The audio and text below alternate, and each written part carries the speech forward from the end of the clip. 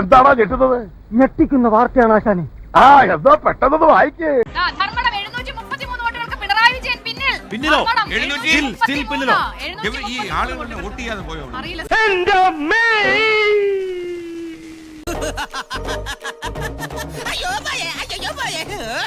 നീ അന്ന് നോവിച്ചു വിട്ടതൊരു പാമ്പിനെയാടാ.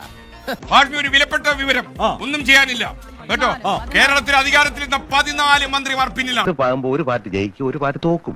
എന്നാൽ ഇങ്ങനെ ഉണ്ടാവും ഒരു തോൽവി. ധർമ്മടത്തെ ഒന്ന് കണക്ട് ചെയ്യണം. ധർമ്മടത്ത് എന്ത് സംഭവിക്കുന്നത് അറിയാം. എല്ലാ കാര്യങ്ങളും അന്വേഷിച്ചിട്ടുണ്ട്. എങ്ങനെ എടുക്കും?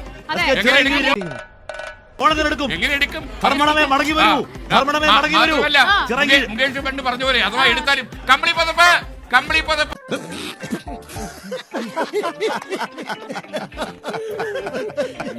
അങ്ങനെ പവനായി ശവമായി. എന്തൊക്കെ ബഹളമായിരുന്നു. മലപ്പുറം കത്തി, മെഷീൻ ഗണ്ണ്, ബോംബ്, ഒലക്കര മൂട്. ധർമ്മടത്ത്, സാക്ഷാൽ ധർമ്മടത്ത്. ഞാൻ സത്യം പറയുന്നത്.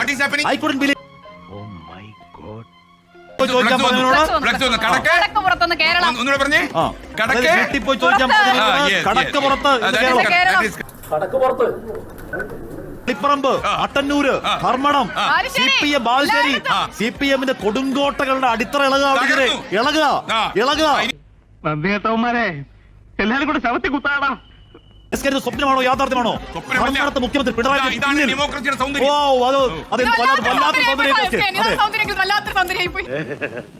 നിനക്കിത് വേണം. നീ എന്റെ മുമ്പിൽ കിടന്ന് വിലസിയില്ലേ? എന്തൊക്കെയാ നീ പറഞ്ഞത്?